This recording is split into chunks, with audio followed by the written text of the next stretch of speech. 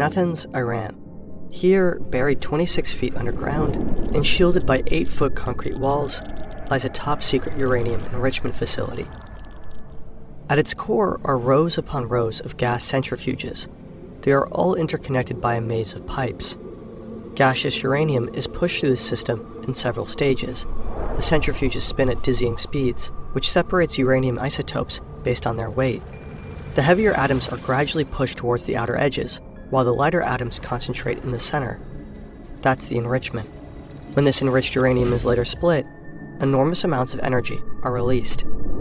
Enriched uranium is the key ingredient to nuclear power plants, or to the deadliest weapon mankind has ever seen.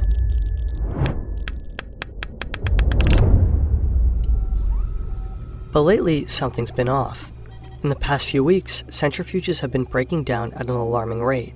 Sure, it's normal to replace them every now and then, but this level of failure is beyond anything the Iranian scientists can explain, especially since the control panels and system logs show nothing out of the ordinary.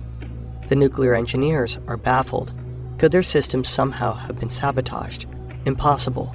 The facility is completely air-gapped, hermetically sealed off from the internet, and physically disconnected from the outside world. It's perfectly protected from foreign intelligence services like the CIA. There's no way that anybody could get into these systems, right?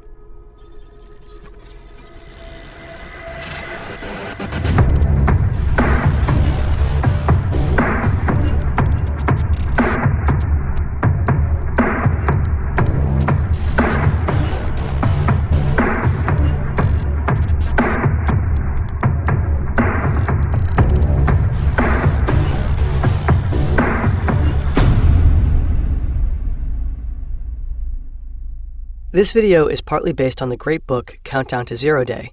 You'll find a link in the description. Sergei Ulysin and Oleg Kupriv work for a small cybersecurity firm in Minsk, Belarus. Right now, they're remotely troubleshooting some computers for an Iranian client. The PCs are acting up, constantly crashing and rebooting. They dig through the systems, searching for the root cause, and eventually they find something. A malware. But this isn't your typical run-of-the-mill virus. This thing feels different. It's incredibly sophisticated, unlike anything they've ever seen.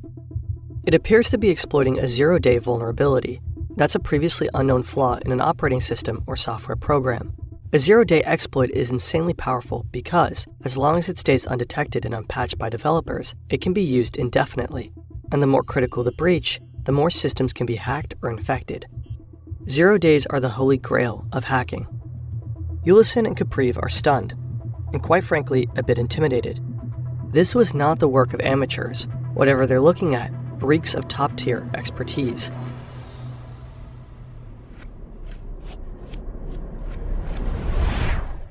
The malware turns out to be a highly complex computer worm. It can replicate itself and somehow stay undetected while slipping into the most heavily secured Windows systems. Alarmed, Ulysin and Kupriv email Microsoft to report their troubling discovery, but oddly enough, they get no response. 2 weeks later, they decide to go public. On July 12, 2010, Ulysin posts a warning on his employer's website in an English-speaking online security forum. He shares what they found out about the malware and issues an urgent alert. But the warning comes too late. The worm has already spread far and wide, infecting over 100,000 computers across more than 100 countries. Among them, Indonesia, India, Azerbaijan, Pakistan, Malaysia, and the US. But most of all, Iran. The news about the powerful computer worm spreads like wildfire.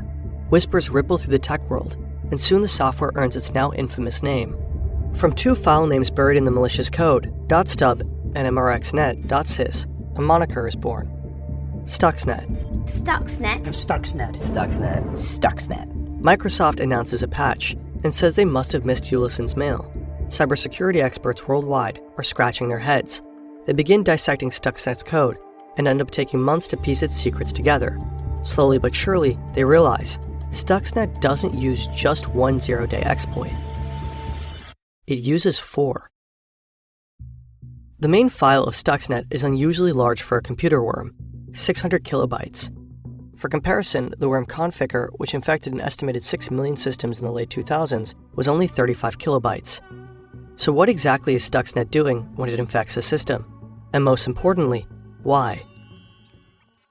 We hope that you will learn something over the course of this video. Not like back in school. Think unbearably boring lessons on some subject that could actually be interesting. We try to wrap information in compelling storytelling and fun animations. And we're not alone. Our friends at Imprint have developed an innovative app that turns screen time into growth time. The library features beautifully designed bite-sized and interactive lessons.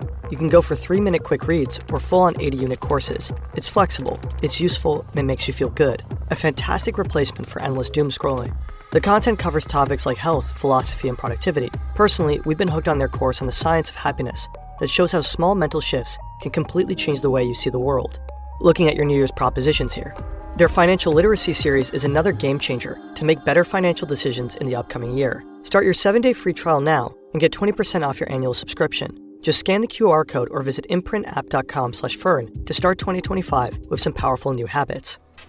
Once Stuxnet infiltrates a system, it first installs a rootkit. Rootkits are collections of tools designed to hold suspicious processes and activities. This allows the malware to remain undetected. Stuxnet's rootkit operates at the kernel level. It can conceal its presence while taking complete control of the infected computer, even altering core functions of its operating system. The worm specifically targets Windows systems and exploits legitimate digital certificates from trusted companies like Realtek Semiconductor and Microsoft. These certificates are essentially stamps of approval that software manufacturers use to verify their programs as safe. By leveraging these certificates, the attackers can bypass a lot of security measurements. Ultimately, one expert notices something extremely odd. Stuxnet seems to only activate on systems running a specific software called Siemens Step 7. On all other systems, the worm does nothing except spread further. The Siemens software is part of an industrial control system designed to work with so-called programmable logic controllers. These devices are widely used in industrial settings to control machines. The whole thing just got even more mysterious. Cybersecurity experts continue dissecting Stuxnet. They uncover that the malware has been active since June 2009, creeping through systems for an entire year before anyone noticed. During this time, Stuxnet appears to have launched 3 distinct waves of attack, the first in June 2009, followed by 2 more in March and April 2010. With each wave, the code was slightly tweaked, most likely to render the malware even more aggressive. There are very few entities in the world who could pull this off. And there's one more detail. Stuxnet isn't just attacking any random computer running the Siemens software. It's originally tailored to strike in one specific country. Whatever Stuxnet is after, it must be worth the enormous amount of effort put into this worm. It must be industrial in nature, and it must be located in Iran. In 2002, an Iranian resistance group exposes the existence of 2 top-secret nuclear facilities in Iran, a heavy water plant in Iraq, and a uranium enrichment facility in Natanz. Why does Iran suddenly need so much uranium? Alarm bells go off in the West. Could Iran be working on nuclear weapons?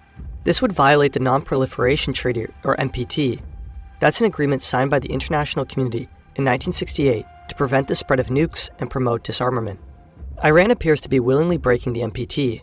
The country was supposed to report the facilities to the International Atomic Energy Agency, IAEA, but it didn't. The body is responsible for monitoring nuclear activities and preventing the development of nuclear weapons. 1 year after the Natanz site is uncovered, the IAEA sends a team of investigators. The Iranian leadership tries to calm things down, insisting the uranium will be used for peaceful purposes only, to produce nuclear energy. But when the IAEA investigators get to Natanz, they collect environmental samples and find traces of highly enriched uranium. Uh-oh. This discovery sets off a chain reaction. The IAEA starts conducting regular inspections at the facility. The UN Security Council imposes economic sanctions. Years of tense negotiations ensue. Iran's nuclear ambitions cross a red line for many countries, especially for Israel and the US. Once allies, Washington and Tehran became bitter enemies after the Islamic Revolution in the 1970s. Meanwhile, Iran has openly positioned itself as Israel's nemesis and directly finances numerous anti-Israeli terrorist organizations. The stakes are clear.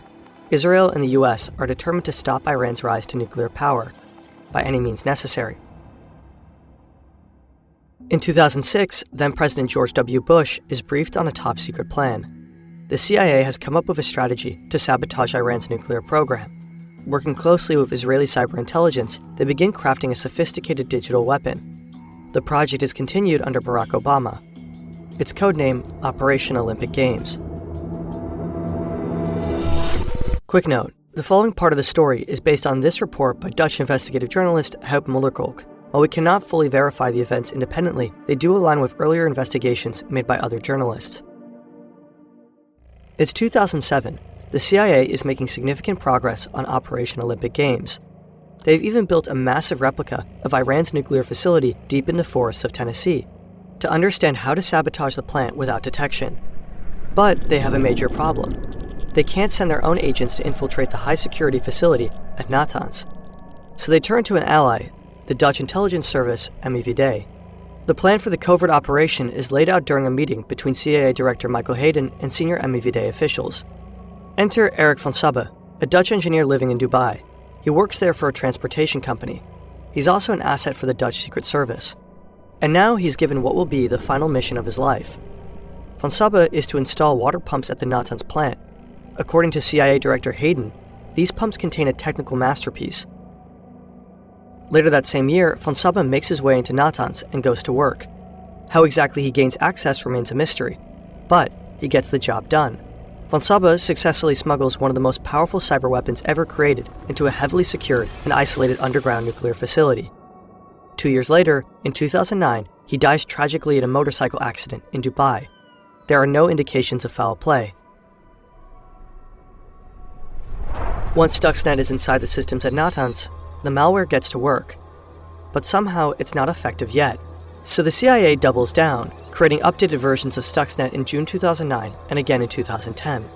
The iterations are faster, more aggressive, and capable of spreading across systems more efficiently, wreaking even greater havoc. This time, the US shifts tactics to get their weapons into the plant. They target 5 Iranian companies, specializing in industrial control systems. The updated Stuxnet worm uses those computers as a gateway to once again find its way into the Natanz facility. For weeks, the malware does nothing but observe, recording every detail of the usual routine. When it's finally ready to strike, it starts by sending fake signals to the control room. To the operators, everything looks perfectly normal. But behind the scenes, chaos unfolds. Stuxnet sabotages the centrifuges by taking control of their frequency converters, the systems that regulate motor speeds. Stuxnet starts altering the centrifuge's speeds. The frequency converters usually operate within a safe range of 807 to 1207 Hz. But Stuxnet pushes that frequency up to 1410 Hz and then slams it down to a near standstill at just 2 Hz, before stabilizing it briefly at a moderate 1064 Hz. And then the cycle starts all over again. This constant speeding up and slowing down causes extreme wear and tear. In total, Stuxnet is believed to have temporarily disabled at least 1,000 centrifuges at the Natanz plant. Estimates suggest that the malware has set back Iran's nuclear program by as much as 2 years. However, some experts are skeptical of that claim. They believe Iran's nuclear efforts were able to recover rather quickly from the attack. Either way, the goal seemed not to have been to destroy the program in one dramatic strike, but to slow it down and buy time. Stuxnet was never meant to escape the confines of the Iranian nuclear facility, but clearly something went wrong.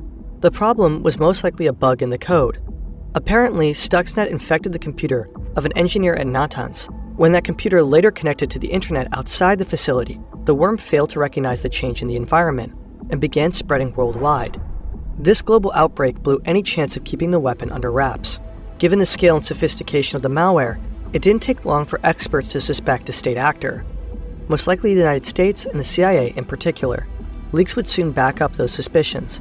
A US general allegedly shared classified details with the New York Times. To this day, neither the US nor Israel have officially admitted to having been involved in the development and use of the Stuxnet worm.